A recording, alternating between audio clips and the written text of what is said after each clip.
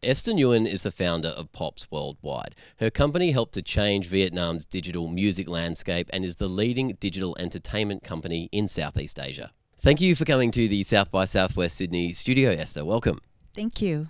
Great to be here. What inspired you to start Pops Worldwide?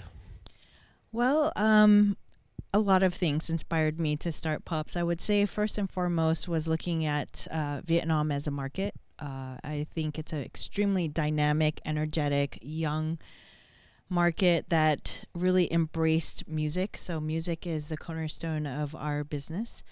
I remember the first time coming to Vietnam and saying, wouldn't it be great to have the Spotify of Vietnam? And this is before Spotify even existed back in 2007.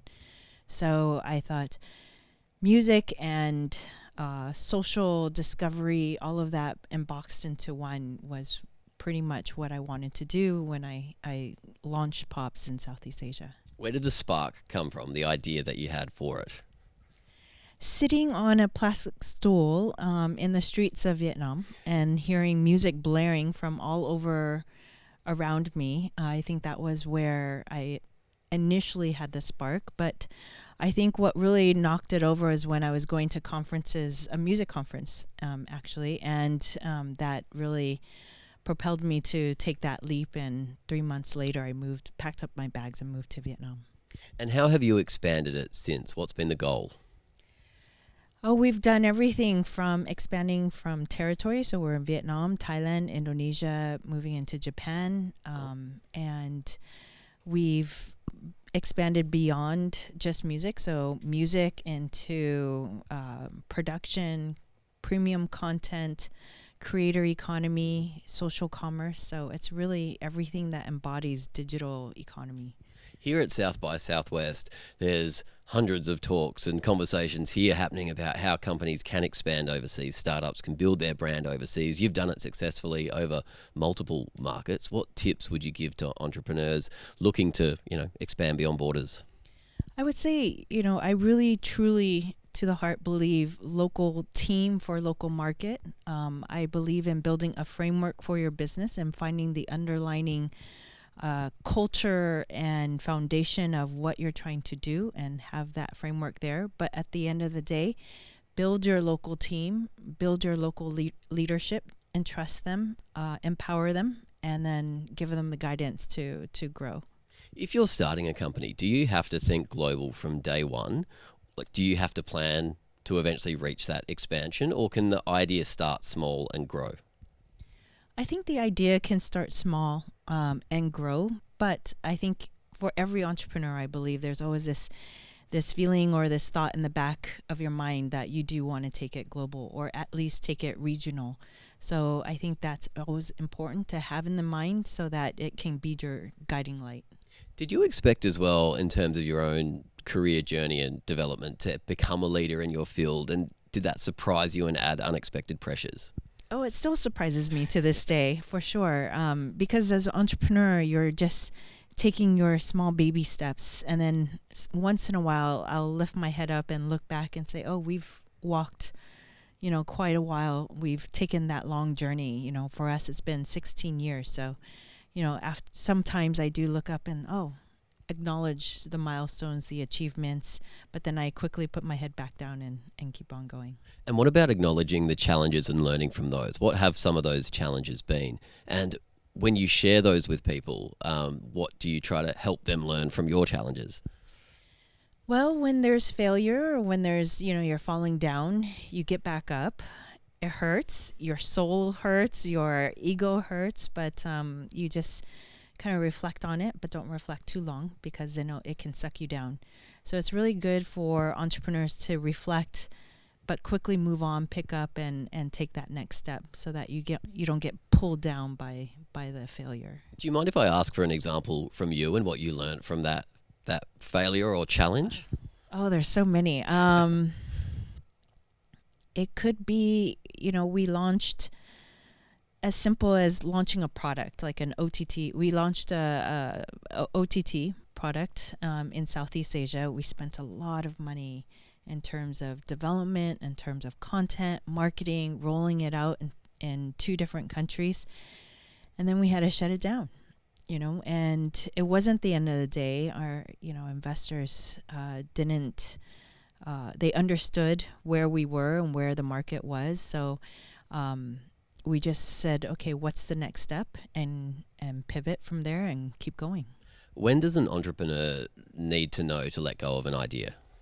It's hard because you have to embody this persistence, because everyone's going to say, no, you can't do it, or no, that's impossible, or there's a lot of noise. So you have to be able to decipher what is really noise and what is it, or when to acknowledge it's time to move on. So there is that balance there.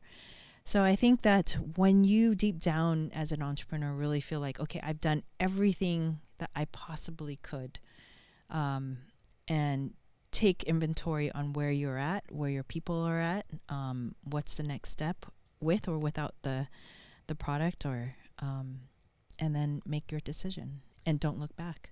During your presentation at South by Southwest Sydney, you explained that entrepreneurship is daunting, but that shouldn't deter people. Can you expand on that?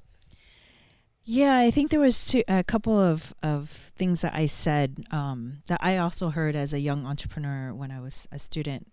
One, it's the loneliest journey that you will ever take being an entrepreneur, because as an entrepreneur, everyone, our advisors or investors, will say, okay, I understand, I've been there, but they are not in your shoes. And at the end of the day, you as an entrepreneur, you as a CEO or founder, have to make the decision, you and you alone. And so all of that weighs on your shoulder. The other one was, as an entrepreneur, you will experience many, many, many near-death experiences. So it's comforting to know that they're just near death. They're not actual deaths, and that will get you through all of the tough times.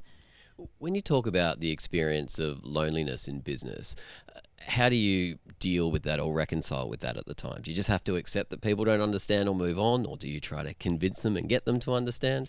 No, it's too much energy to convince somebody else to understand. And it's not about the other person to understand. It's about you as an entrepreneur, you as a founder, to wrap your head around the loneliness, or to find a way to divert your attention, or to fill that with something else, either through exercise or friends or family or kids or your partner. So I think it's really important to find as an entrepreneur, to find a support group around you, so that your entrepreneur journey is not the only journey that you're taking in your life.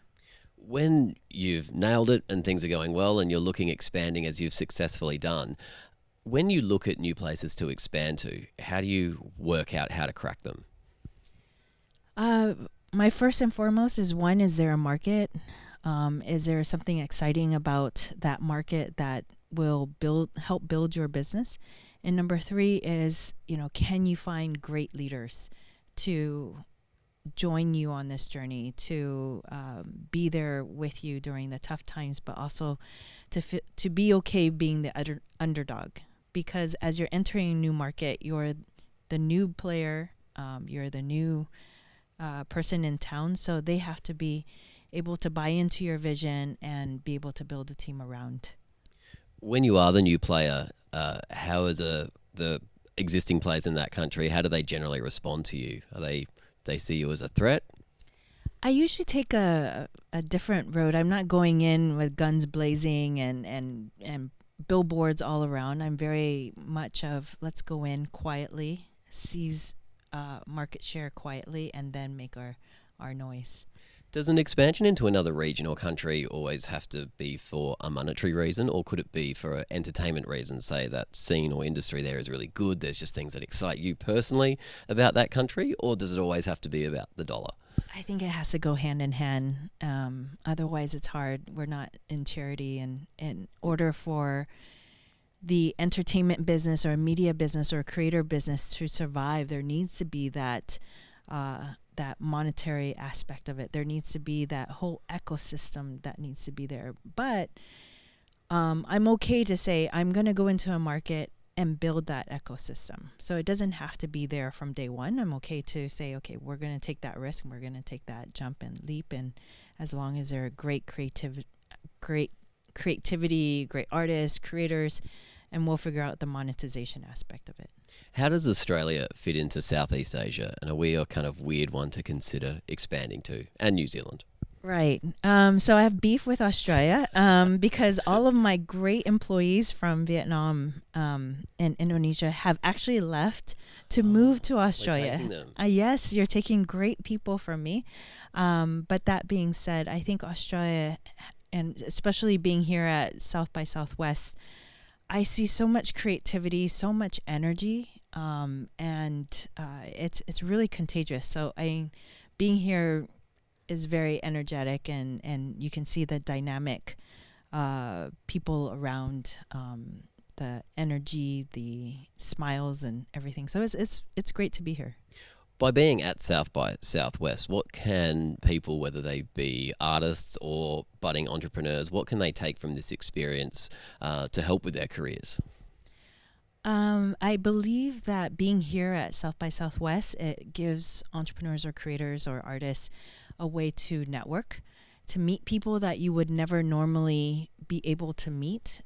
It does take some people to get out of their comfort zone and introduce themselves, and maybe you'll meet some people that will not help you now, but will know somebody who will help you. So it's really important to network at these kind of events and really enjoy and be a part of the creative community. And what about the broader industry? How can trends emerge here or be shaped by conversations that are had at big events, influential events like South by Southwest Sydney? Oh, it's the best way. I mean, because we could be having a conversation here and we're brainstorming, and all of a sudden that brainstorm can lead into a clear idea, lead into execution, and pulling all of the resources together. And so, no, it's a great way to spark amazing creativity and ideas.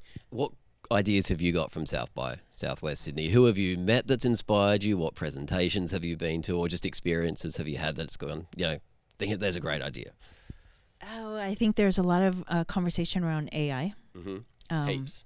Yes, and I'm really excited about AI because I believe that AI is really, can help generate creativity.